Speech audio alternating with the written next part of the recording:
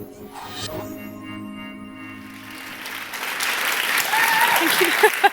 Thank you.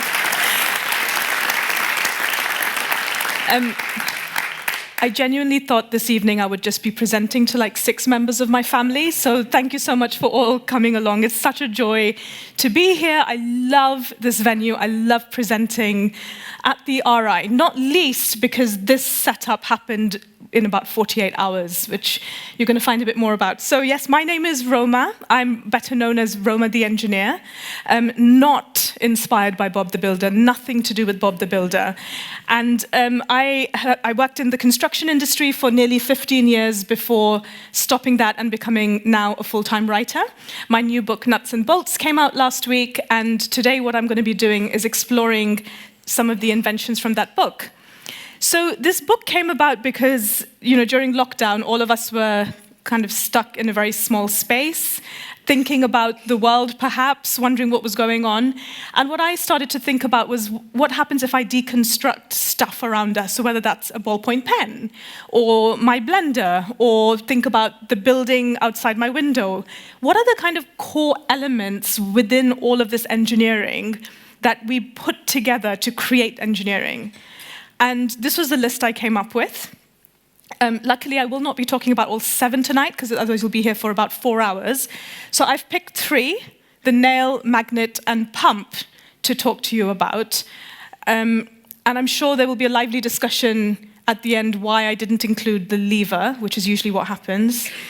Or if you have any other suggestions, I would love to hear those as well. And then I'm also going to talk about why we should break stuff. So, professional forging happening there.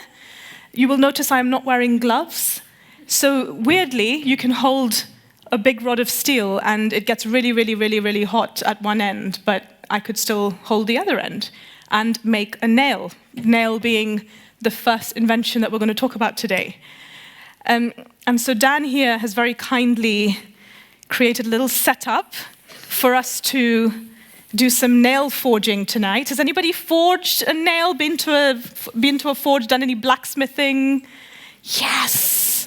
Anna Poshaisky. Thank you. Should I take this off? I should say Anna has a book called Handmade, which is why she's forged a nail. That makes a lot of sense. So we don't have like a proper furnace situation, but instead we're going to use some fire. Thank you. Yeah. Great. Okay, so I hope you can still hear me, because I can't really hear myself, okay, because this is very loud. What I'm going to do is start heating up the steel, and we're going to see that steel, being a metal, is a good conductor of heat, despite the fact that I can hold one end of it while the other end gets very hot.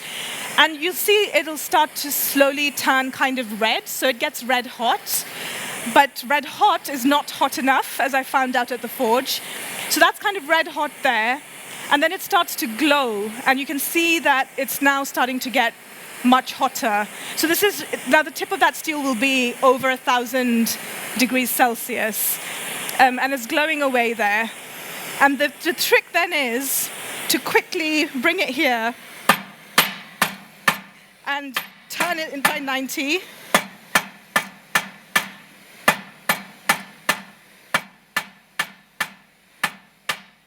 That's not too bad. I've managed to get a bit of kind of a square shape on it, which is what the old nails looked like.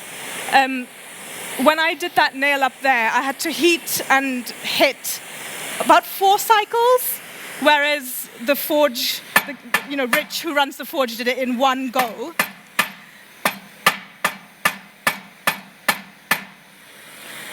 And then you put it into cold water to quench it. Okay, we can switch that off. Thank you so much, Dan.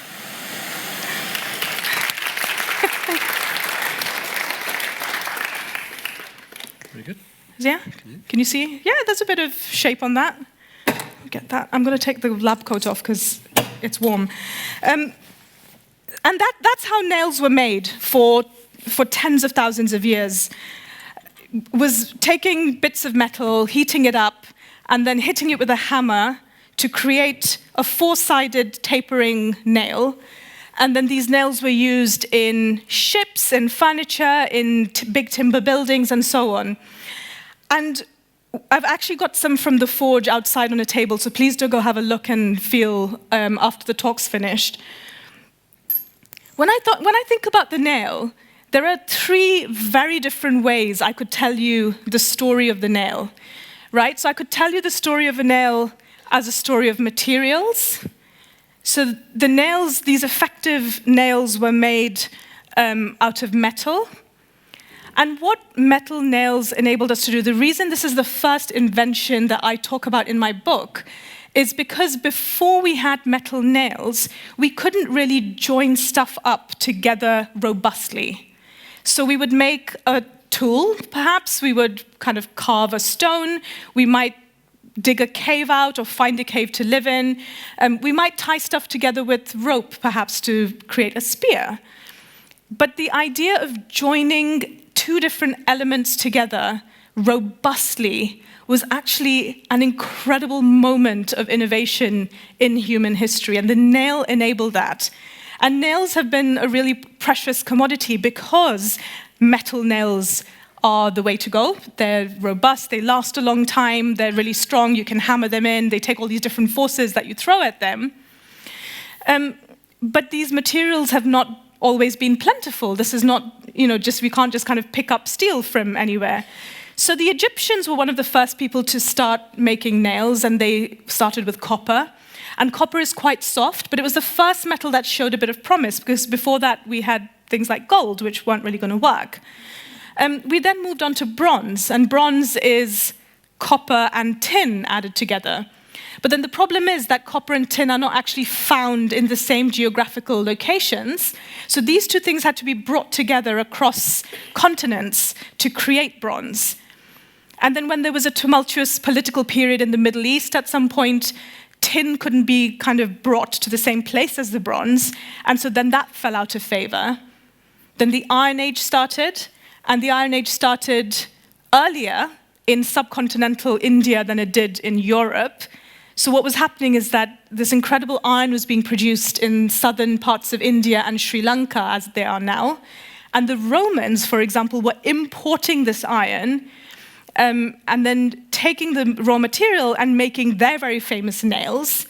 And again, so the nails I've got outside, which were formed a bit like that, was basically how the Romans did it for centuries. And they were really well known for their nails. So some of you might remember that there was a huge hoard of Roman nails found in Scotland in the 60s, I think it was. They found over 870,000 iron nails that had been made by the Romans, who suddenly abandoned this settlement that they were creating. And they buried them because they didn't want the locals to find those nails and use the material to make weapons or whatever else they might do. So we only found them like nearly 2,000 years later. And then, of course, now the material we use is steel. And steel is a great material because it is slightly ductile, which means it's a little bit flexible, so you can bang it into shape. And iron is like that too. Iron is too ductile. So iron is a little bit soft in that sense. Steel, with the little carbon atoms in it that kind of block it up, makes it a bit stronger. When you hit the steel, you actually rearrange the crystals of molecules that are in the material and make it stronger. So actually hitting and then quenching it in cold water changes the property of the material and makes it even stronger and harder. So that's one way I could tell the story of the nail. The other way I could do it is in terms of manufacturing techniques. So we've talked a bit about hand forging, so that's not really changed. The story of machine cutting comes in the time of Thomas Jefferson in the US. So we're coming into the kind of 17th and 18th centuries now.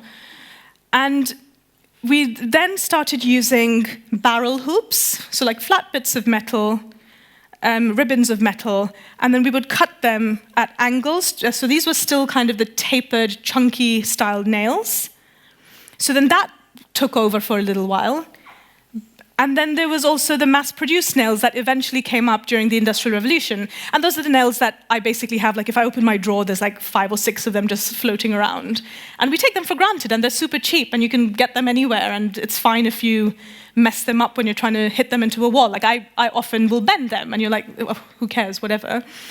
But if I then tell you the story of the people and the geographies around the nails, then you find out a bit more about what a precious commodity nails were.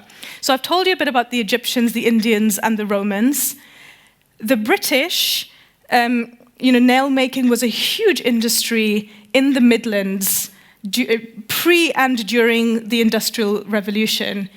And I found this incredible story of a woman called Eliza Tinsley when I was doing my research. And she had a family, a husband, lots of children, and then he died, leaving her a widower, and she basically took over his nail and chain-making business and grew it so that she ended up with having 5 or 6 different sites of manufacture. While she was looking after the business, she employed hundreds of people, and she was known as a fair and humane employer. Now, this is in a time when obviously women weren't allowed to be educated, kind of unheard of for women to be running businesses. And people used to call her the widow, which, take that as you want. And so it was really incredible that she took this skill and basically created a business from it. And I really love that story. So that companies still exist today, and they produce packets of nails that say Eliza Tinsley on them. And I think that's amazing.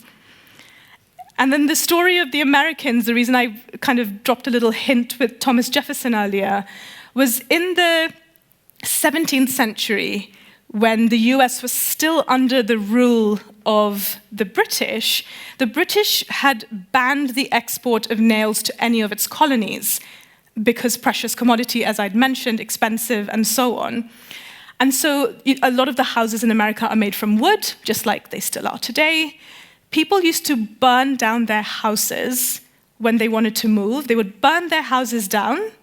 They would collect up all the nails from the charred remains of their home, put it in a little bag, and then travel off to the next place that they wanted to build a home because the nails were so incredibly rare and expensive.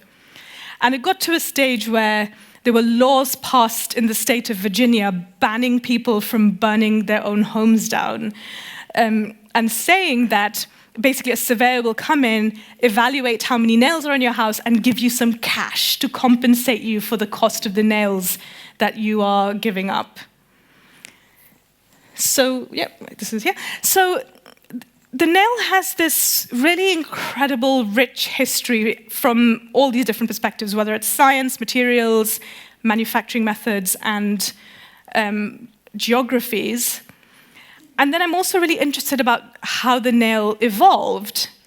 So the nail works because of friction. So you whack a nail into 2 blocks of wood, and then it's the friction between the body of the nail and the wood that keeps the 2 blocks of wood together. And if you try and slide the 2 blocks of wood this way, that's what we call the shearing force, then the steel, because of its great properties, can resist that quite well. But what happens when you need to join together very thin sheets of metal? So now we're coming up into the 18th, 19th century. We're starting to mass-produce steel. We can put sheets of iron out. We want to put planes together, for example, in the First World War or the Second World War. But nails don't work anymore because the body of the nail doesn't have anywhere to anchor itself. There's no friction to be had. And so then we created the rivet. So the rivet has got, it starts off kind of looking like a nail, cylindrical shaft with a dome head on one side. You pre-drill holes in your sheets of metal, put it in, heat it up, and then whack it from the other side and create this really nice clamp that holds together your sheets of metal. And basically they came together, but until we had the rivet, we couldn't effectively hold sheets of metal together. And there's this great story about the Spitfire, that iconic World War II aircraft, where they had rivets like that. So you got little domes. And then somebody said, well, if you fly the airplane, the aircraft, don't the domes cause some kind of air resistance? But then on the other hand, flat-headed rivets are quite expensive to make and install, they're quite time-consuming. So what they did was to make one model with flat-headed rivets throughout the body. Then they stuck lentils on each one of the rivets in kind of phases, and then flew it, and then said, okay, this is the maximum speed we can hit now. And then they put some more lentils on and then said, okay, this is the maximum speed we can hit now. And basically this experiment with lentils showed the designers of the Spitfire that by using round-headed domes, this top speed of it fell by 35 kilometers per hour. And so they ended up going with flat-headed rivets in the end. There's also the screw, which has also a very rich and long history. So in fact, screws were used by the Egyptians for pumping water, and I might kind of come back to that in the end when I'm talking about pumps. And then finally, bolts, which is my favorite, because I worked as a structural engineer on the construction of the Shard for 6 years. And trust me when I say I swore a lot when I had to sit there doing all the calculations for the bolts that basically hold the top bit together.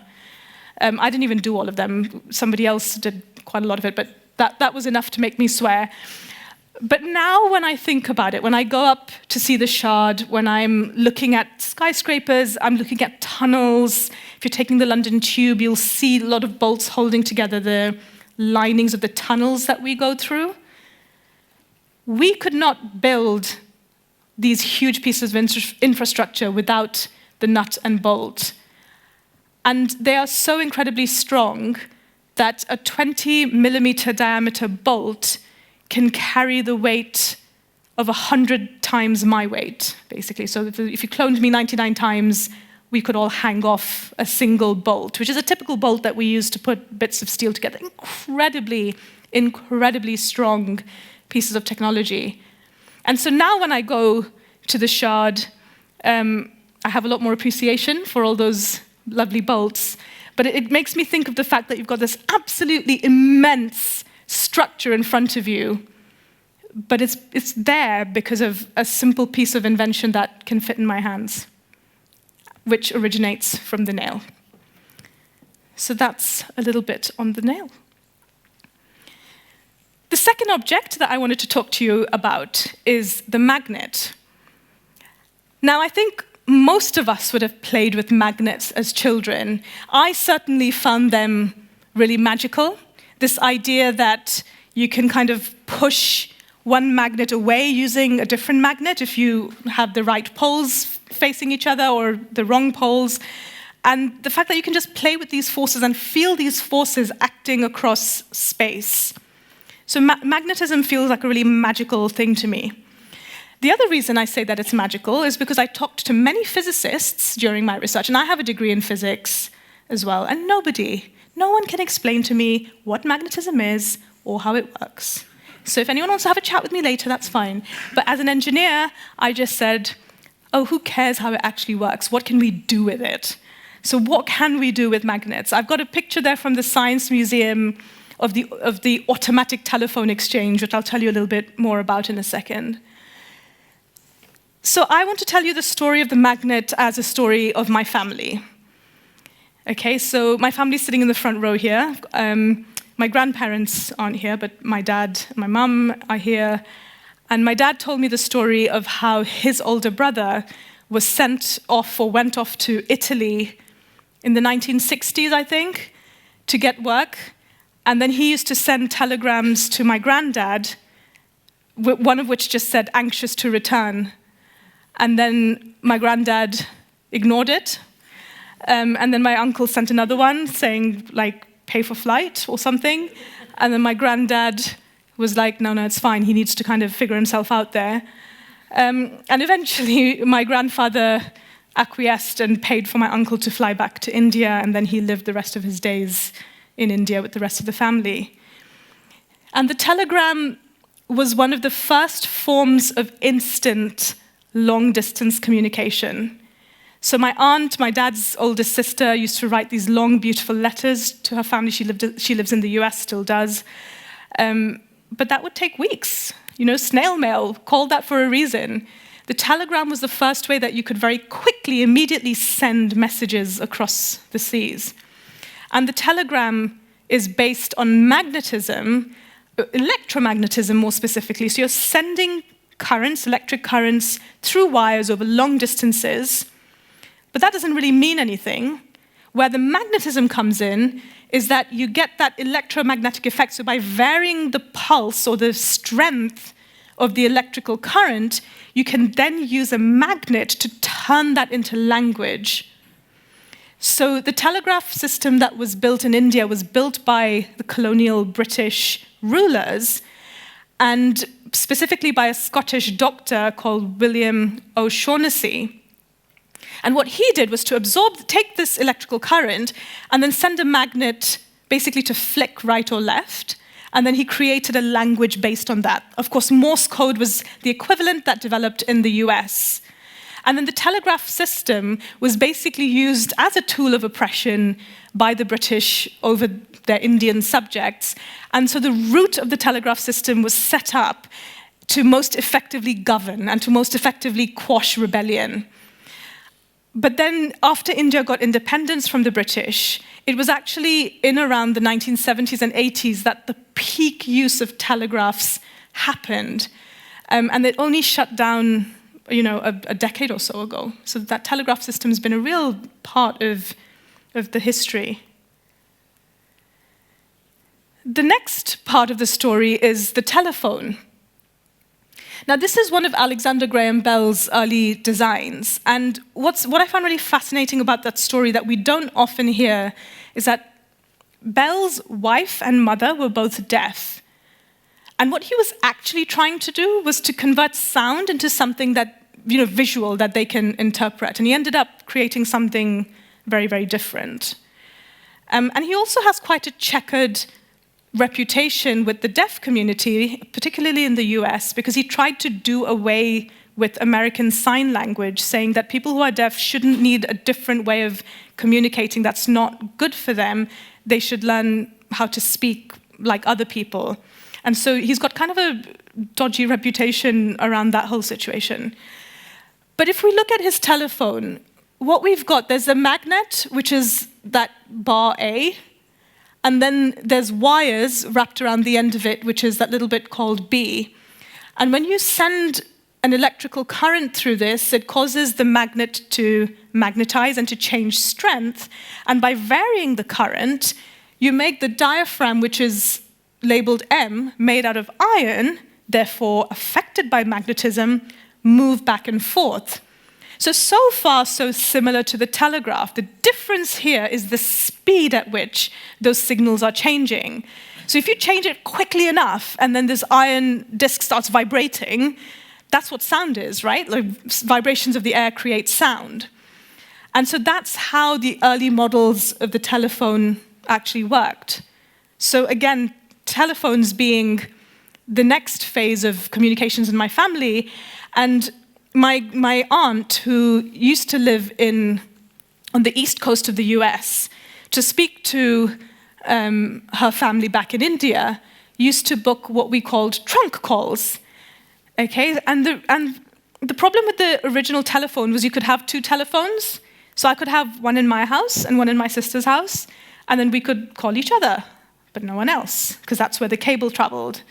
So how do you then, so then if we want to call my mum and dad, then we add another two cables, create a triangle, and now we can ring each other. But that's it. So you just end up with like spaghetti of wires if you're trying to get lots of phones connected to lots of different people. So that's where the automatic telephone exchange comes in. So these became hubs where dozens of lines from people's residences were brought in, and then dozens of lines went back to the same residences, and then somebody, usually women, basically would answer the phone, ask which phone number you wanted to connect to, and then, like with headphone jacks, connect the right two ports together to complete the line. Now, Stroger, who's the name you can see at the top of that patent, was an undertaker. And he got really irritated because a new undertaker came into town. So we're talking, this is in the US as well. And apparently, the story goes that the wife of his competitor worked in the exchange. So if people rang up asking for an undertaker, she was like, oh yes, I'll connect you to her husband's business. And so this basically pissed him off. And he said, I need to solve this problem somehow. So he said he wanted to create a girl-less, cussless system. I don't know where the swearing bit comes in from, but he wanted to get rid of the human factor from his system. So what you can see on the screen, so this is a little bit tricky to explain, but essentially what's happening is that electrical currents come in. So say you dial a 3 on your nice round dial telephone, and it clicks back 3 times. You send 3 pulses to that thing, and then you dial an 8, and then you send 8 pulses to that thing. So the first 3 pulses will set off an electromagnet and push the rod up to the 3rd level, and then the 8 pulses will cause the rod to rotate to the 8th notch on that ring. Okay, and then now you've created a connection without somebody physically having to put jacks in place. So this was the first automatic telephone exchange. And what's amazing about this story is that this was built in New Haven in the US on the East Coast, which is where my aunt used to call my family from. But she would have been making those phone calls after this unit. But just by complete coincidence, I was like, hold on a second, are you telling me that this is the same place? And it was the same place, but a different building. And the reason we call them trunk calls is because there was no direct connection between my grandparents' phone in India and her phone in the US. So she had to call up New York, and then New York would connect New Haven to New York, and then New York would call up London, and then they used to make a connection. And then London would call up Bombay, and then they would make a connection. So you basically had to book this call 24 hours in advance so that they were ready with all the correct connections in place across the seas in order to make that first phone call. And then the last bit of magnetism I wanted to tell you about is the television. And I remember, how many of you had televisions, not broken like this, but the concept, cathode ray tubes? Yeah, okay. I was thinking like if there were tons of school students here, they would probably have absolutely no idea what I was on about. But this is, again, the next sort of frontier in long-distance communication. So we've done symbols, we've done sound, and now we're looking at picture. And what the cathode ray tube does, so that's basically a glass tube which has a vacuum in it. You shoot an electron beam, which is created by the circuitry, straight down that tube. And then, if you can't see it now, please come and have a look later. But I've been told not to touch it because we don't show what's live. But there are 2 coils of copper metal wrapped around some iron, which forms an electromagnet. So again, so there's one this way, and there'll be another one maybe inside the tube that's in this plane. So the one in that plane, one in that plane. And as you shoot the electron beam down the middle, what these sets of magnets do is to create what we call a raster pattern. So it starts up here, goes across, jumps down one line, goes across, jumps down a line, goes across, and so on. And if you do that quickly enough, your eyes and brains can't interpret that you're seeing a thing like that. Your brain sees a moving picture or a screen full of light. And that's how the earliest televisions were created. And I've got a photograph there of Takayanagi Kenjiro, who was the Japanese engineer who created the first all-electric television, and in fact was the person that adapted what was originally called a brown tube. The brown tube was basically that, but a long cylindrical shape. And he said, hold on, if I change the shape of this tube, I can create a television. But he is one of those figures that gets lost from history. We hear of Philo Farnworth as being the father of television, the inventor of the television. He was working in pre-war Japan, and everything got destroyed during the war. He didn't have a patent, and so his name is lost. But in fact, his work predates Philo Farnworth's. So what I wanted to do next is to show you the front of it, and I'm going to switch it on, and it is going to go on. It is. Yeah, there we go. So right now what's happening is that little flicker you can see as well is to do with the fact that there are basically electrons being shot across the screen. And if I take a magnet, I can do this. Sorry, can you see it on this side here? No. Okay, so what's happening is basically I am messing with the magnetic field coming out the back of the television, and the electrons are all like, oh, which magnetic field should I be listening to? And this is a stronger magnet. And basically, then you can create these incredible patterns. And I have now broken this TV. I've been told that's fine. But basically, if you want to reset that, you have to kind of sit with a magnet and then kind of reset it, because now the electron beam's just like, I really don't know what's going on. But there might be a way to kind of just get the magnetism to work. But it's really incredible. New televisions, LEDs, plasmas, they don't have magnetism directly in this sense, but what I found out was that you can use, obviously, microscopes that use light to show you stuff, or you can use microscopes that use electrons to show you stuff, and again, you need magnetism to create that electron beam. You can see much finer detail with those, and those were used to develop our flat screen technology. So I'd like to think that magnetism is still very much involved in our new televisions as well. Okay, so the last one I want to talk to you about, and then I will be ready for some questions, is the pump. And the pump can do many, many, many things. But what I've chosen to focus on is how the pump enables us to break the bounds of what the human body is capable of.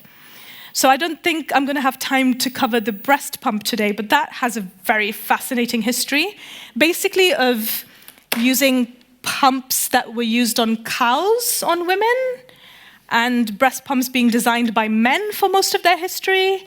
So there's a whole conversation to have about that, especially on the day after International Women's Day.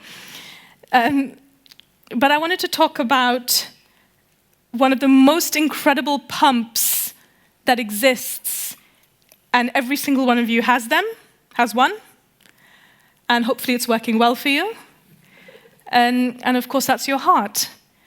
And our hearts are these incredibly robust, incredibly reliable, and very, very versatile pumps, so that a minute before I was coming out here, my heart was thumping, and so the amount of oxygen and blood going through my body is increased. You folks are kind of chilling in the audience, so your heart rate's hopefully less, unless you're finding this talk very trying, in which case your blood pressure might increase. Elite athletes can have hearts that are much larger than the rest of us because they have trained their hearts to pump out, twice the amount of blood that we need, that we need. They need more. And so trying to replicate that pump, trying to fix this incredible pump is very, very difficult. Okay? So one of the great inventions, I've got this great model of a heart here. I don't even know if this is a human heart or not, but it's mammalian, so that will do. The idea is that you've got these 4 chambers in your heart. If there are defects in the heart, sometimes you can get it in the wall between the different chambers. Sometimes it can be the valves that are a problem. Sometimes you have a problem in your lungs. So the general theory is, and I hope there are no cardiologists or doctors in the audience, Deoxygenated blood comes in from the body into this dark blue one here. And then stuff happens. Blood gets oxygenated in the lungs. And then it comes out of this red one and goes into the rest of your body. And if you don't have this mechanism working continuously, then this deoxygenated blood can't get oxygenated and be pumped around your body. So what do you do when you need to, conduct surgery? And this was a question that a doctor called John Gribbin was wrestling with. He watched one of his patients die, actually in a lot of agony, because there was a blood clot in this artery here, which meant the blood couldn't get into her body. And he said, I wish I could bypass that blockage and take her blood out, oxygenate it, and then put it back into her body, basically bypassing the lungs and the heart completely to keep her alive.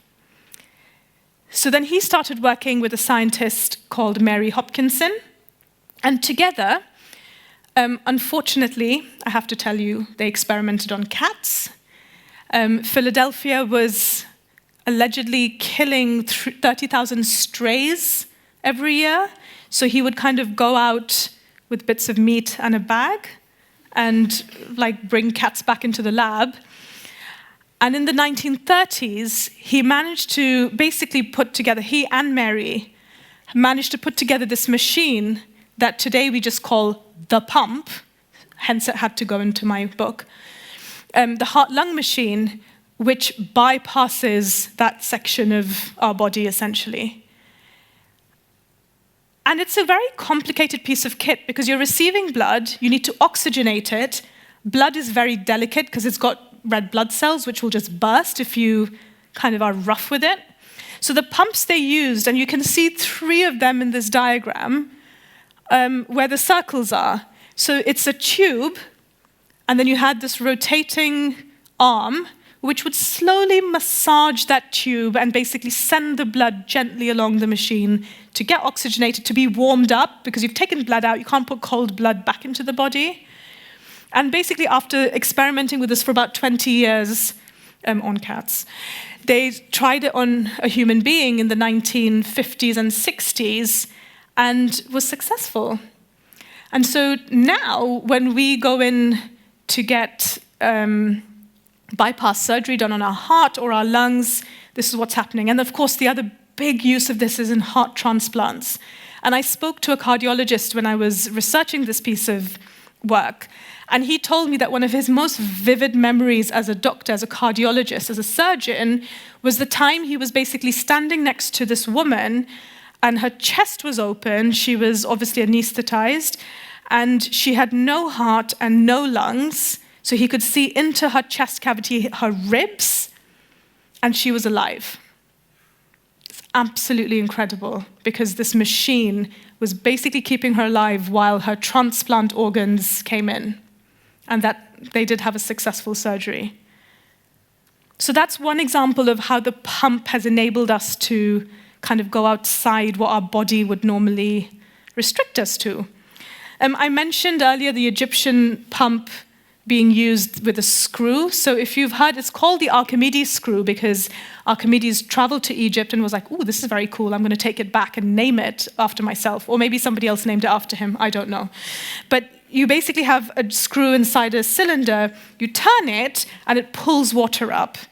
So that was almost the very early examples of pumps, basically the ability to move liquids, in this case to move water, which allowed us to irrigate lands which normally we wouldn't have been able to.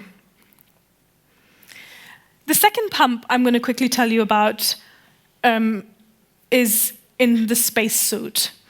And I absolutely adore this picture on your right. I can't imagine anyone going into space kind of, not being able to move.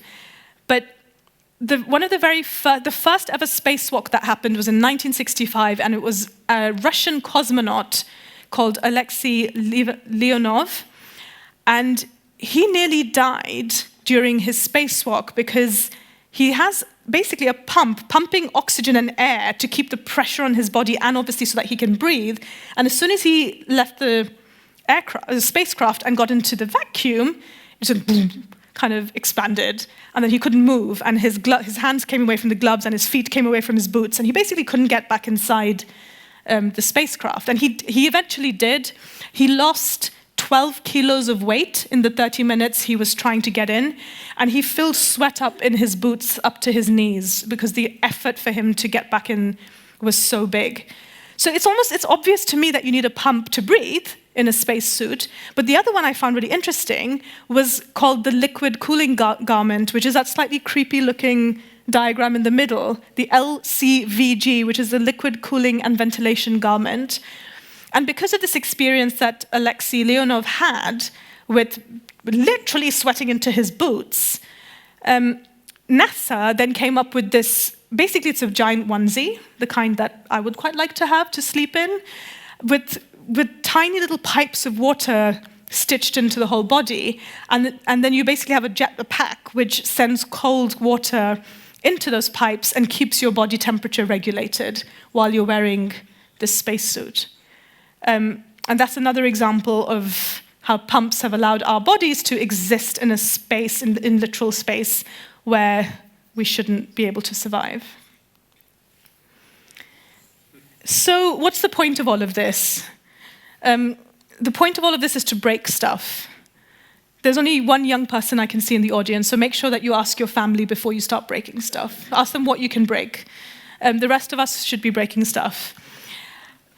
And the reason I say this is because our engineering and technology have become so complicated nowadays. It's so complex. We've got these mobile phones. I mean, is there a single person, one person that understands how the whole thing works? I don't think so. I think it takes the knowledge of lots and lots of people together to create this stuff. And I think I'm certainly a bit intimidated by this technology. So if my blender breaks, or my washing machine breaks, or God forbid my phone breaks, I don't know what to do with it. And my argument, or my message to you today, is that if we try and break open that black box, try and open it up, see what the little components are within it, and try and understand those a little bit better. Understand, oh, my blender probably has a motor which is driven by electromagnetism, and I know a little bit about electromagnetism now, because I heard that woman who has a physics degree say no one can explain it properly. And it just kind of takes that fear, perhaps, away from us. It probably re-inspires that childhood curiosity we have to explore our stuff. I mean, my daughter did go through a phase where she would just basically pick something up and then chuck it.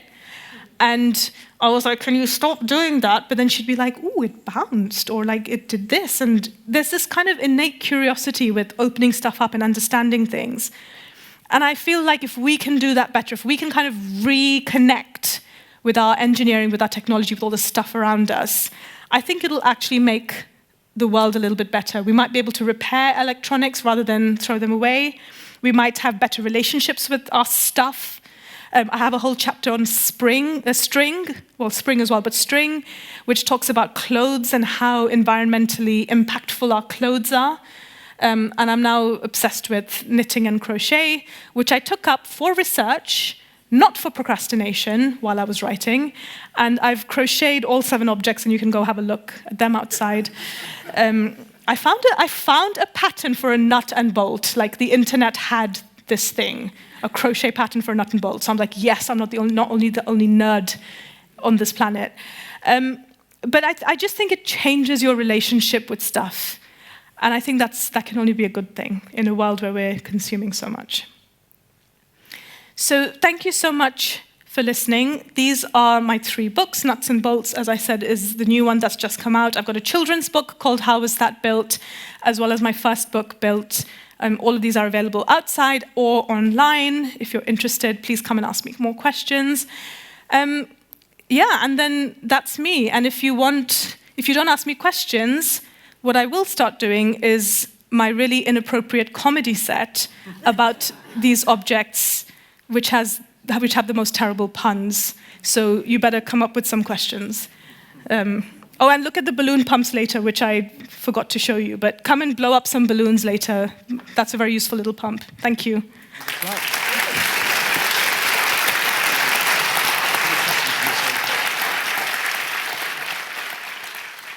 Lovely.